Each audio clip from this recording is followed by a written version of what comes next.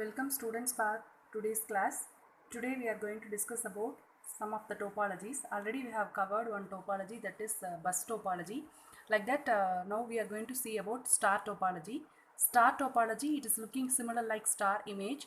There will be one central connection point. From that point some of the neighboring nodes will be connecting with that central point. Same like star image, we have the star network topology also. Star network has a central connection point called a hub node, to which all the other nodes are connected by a single path. So each node has a dedicated set of wires connecting it to a central network hub. We can see one diagram related to that star topology. Because every single node will have the dedicated set of wires, there will be separate set of wires for every node in order to connect to the central network hub. All the traffic, that means all data transfers, are going to pass through that hub node only. Then hub is used for isolating the network problems. So whatever network problems occurs, it is going to be isolated separately by the hub node, and it will gather the network statistics. So how much data is transmitted between the different nodes, everything going to be gathered with the help of the central hub node. It is used in most existing information networks like data communication network and voice communication networks. No, this star topology is mostly used. And here we can see the diagram, which is for a star topology. There will be one central hub node. Here it is located, central hub node. This central hub is connecting all the other nodes. Okay, here every node is having a dedicated set of wire in order to connect to the central hub. Next picture also, it is relating with star topology only. Here central hub or switcher router is located here at the center. Switcher, router or hub is located at the center point, from which all the other nodes are connected to the central hub using the dedicated set of wire. So like this star topology is framed. Next, advantages of star topology: it is easy to install and it is easy to wiring also. No disturbance to the networks takes place while connecting or removing devices. Whenever you are connecting a device or removing the device, there will not be any disturbances occurs in the network. Failure of single connection does not affect the entire network, because every node is separately attached to the hub node. So whatever data transmission is taken place, it will not be transmitted with the help of the other nodes. Only through the hub it will be taken place. So even if one node fails, there will not be any problem in the entire network. It just involves disconnecting one node from the functional network. So if you want to remove any one of the node from the network, you can easily remove it. It will not make any disturbances in the network data transfer. This also helps in easy reconfiguration of the network. So you can make changes in the network also if you want to add some nodes or delete some nodes from the network. Fault detection also, it will be easier in the star topology. Next, disadvantages of the star topology: since every node is directly connected to the center, large amount of cable is needed. Increases the installation cost of the network, because number of hubs and number of wires, if it is increasing, there will be installation cost will be increasing in the star topology. The entire network is dependent on the central node, that is central hub or switch or concentrator node only. Entire network is depending upon.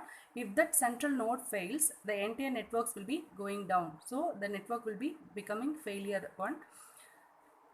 You can already we have seen the diagram for star topology. Next, tree topology. It is otherwise called as expanded star topology. Why it is called expanded star topology means there will be a number of star topologies are going to be connected in a single common bus. So we will call this tree topology as a combination of bus and star topology also, because a single common bus is going to be used in order to connect the different star topologies. Different segments of star topologies are going to be used or connected with the common bus in a tree topology. So the networks will be looking like a inverted tree, which the central root will be branching and sub-branching down to the nodes. It combines multiple star topologies together onto a bus. That means multiple star topologies will be there, star networks will be there. That star networks and all going to be connected to the central bus. Only hub devices connect directly to the tree bus, because every star topology will be having a central hub device. Only that hub devices will be directly connecting to the tree bus. Nodes and all will not be connected directly with the tree bus. Here you can see one simple diagram which is related with the tree topology. Central hub is there. That central hub will be having the secondary hub. With that central hub, two devices are attached. Left side one device and right side another device. Two devices are attached with the central hub. Then there will be a secondary hubs under the central hub. It is like looking like an inverted tree. So like a root, central hub is like a root, and these two secondary hubs are like a branches. From those branches, sub branches are like a nodes. Okay, nodes are like sub branches in the tree. So it is an example for tree topology. Next, advantages of tree topology. This hybrid approach supports future expandability of the network much better than a bus or star topology. We can expand the number of nodes in this tree topology, and tree topology is best suited for applications which have a hierarchical flow of data and control. So whichever application is having or following the hierarchical flow of data and the control, this tree topology is best suitable. So here also you can look at the simple diagram. There is one common bus, that is source. Here one source line is there. In that common line, central hubs and all, there are many hubs are connected with that central common line, and with that hubs, n number of nodes are connected with that central hubs, and those hubs are connected to the single common bus. Next, tree topology disadvantages. Here overall length of each segment, that is each part, is limited by the type of cabling used. That means every overall length of each segment, every star topology segment length is going to be limited or based on the type of the cabling used. If the backbone line breaks, or if the backbone line common bus is going to break, the entire segment will be going down. It is more difficult to configure and wire than the other topologies because it is a combination of bus and star topology. So it will be very difficult to configure, and wiring also will be very difficult in this tree topology. This is an example for a simple diagram for tree topology. Here one common line is connected. In that common line, three different hubs are connected with the common line. There will be a terminator at both ends, and three different segments are making the three different star topologies. Each hub is connected with three devices. This will make a star topology. So it is a combination of star and bus topology. So that's why it is called tree topology. Next, ring topology. It's otherwise called as circular topology. In a ring topology, it is looking like ring only. So n number of nodes will be connected like a ring using wires. Each node is connected to two nodes, that is only two neighboring nodes only it will be connected. Data is accepted from one of the neighboring node and it is transmitted onwards to the another node. So data token will be traveling either in clockwise direction or in anti-clockwise direction. That is in one direction only it will be traveling at a time from one node to another node around the ring. After passing through each node, when the data token is passing through each node, it returns to the sending node which removes it. So finally the sending node will remove that data token after it passes through each node. So here one simple diagram you will see for ring topology. There is one token. The token is traveling in a anti-clockwise direction.